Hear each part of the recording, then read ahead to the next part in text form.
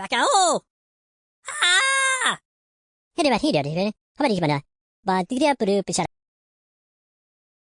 Ever feel stuck in a situation that's just really testing you? Wondering, should I stay or should I go? Yeah. Yeah, we're all been there. Oh, yeah. Well, get ready because in this deep dive, we're looking at this dilemma through a whole different lens. Through what? Karma. Okay. That's right, karma. The idea here is that sometimes those tough spots in life, those, challenges, might actually be chances for growth. Interesting. Yeah. To resolve what some might call karmic debts. Because usually it's like our culture is so gung-ho on go chase happiness or get rid of anything that makes you unhappy. Right, exactly. Just flips that whole idea. I'll admit, when I first came across this source material, I thought, wait, am I supposed to just accept being miserable? But it's not about settling. Right. It's more about understanding, why these difficult situations show up in our lives. That's exactly it. That's where this concept of karma comes in. It might be a new idea for some people. Basically, your past actions end up influencing your present experiences. It's a whole cycle of cause and effect. So maybe those tough spots, those things we find ourselves in, those are opportunities to deal with consequences from past actions. I see. Yeah, that makes a lot of sense.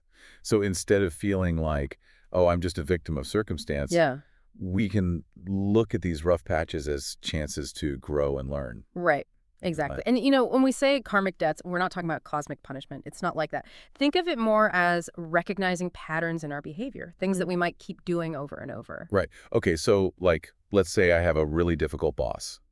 Does that mean that I was a terrible person in a past life? Oh, no, no, no. It's not about placing blame or going back to past lives or anything like that. It's more about looking at this life, noticing patterns. Maybe there's a pattern of being impatient or overly critical, and maybe that's playing out with this boss. So it could be a chance to become more patient, more understanding. Okay. That makes a lot more sense. So it's not about just blaming everyone else. It's looking at my own actions and how they contribute. Yes, exactly. You got it. And this whole idea of karma isn't some far-out concept. It's really central to big Eastern religions like Hinduism and Buddhism.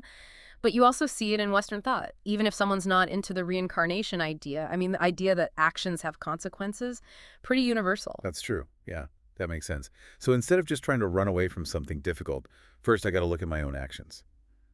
Huh.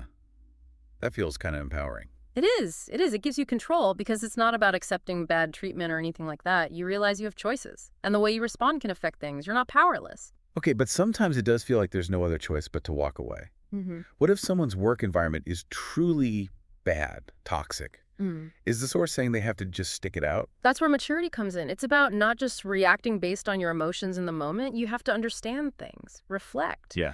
That can lead you to decide, hey, time to move on. Okay, so how do we know if we're being mature or just reacting without thinking? There's a lot to consider there.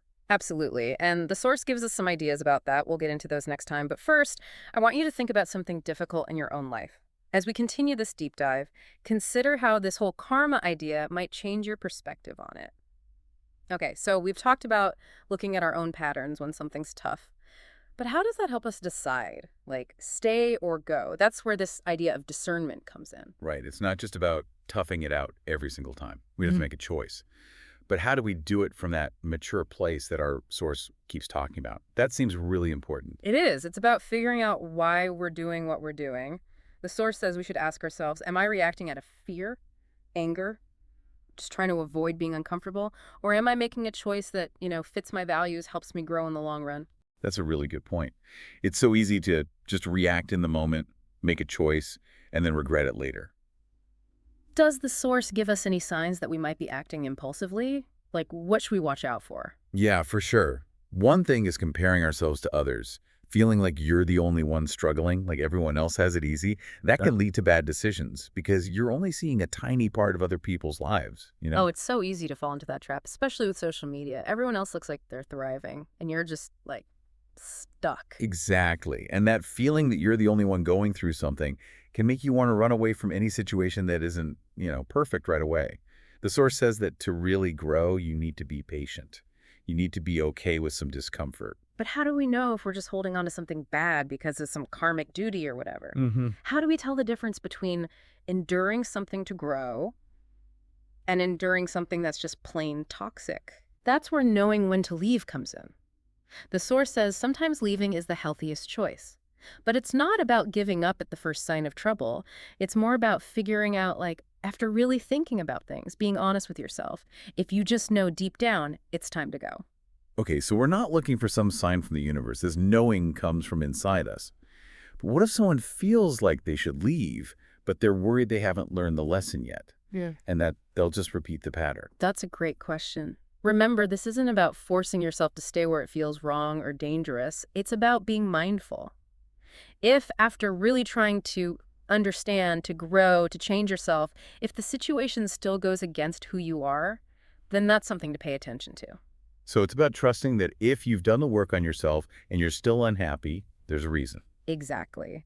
This approach isn't about suffering or sacrificing your well-being. It's just asking you to look deeper, beyond the surface, to see what you can learn from the situation. And this is where it gets really interesting. Because so much self-help advice is like, if you're not happy, change your life.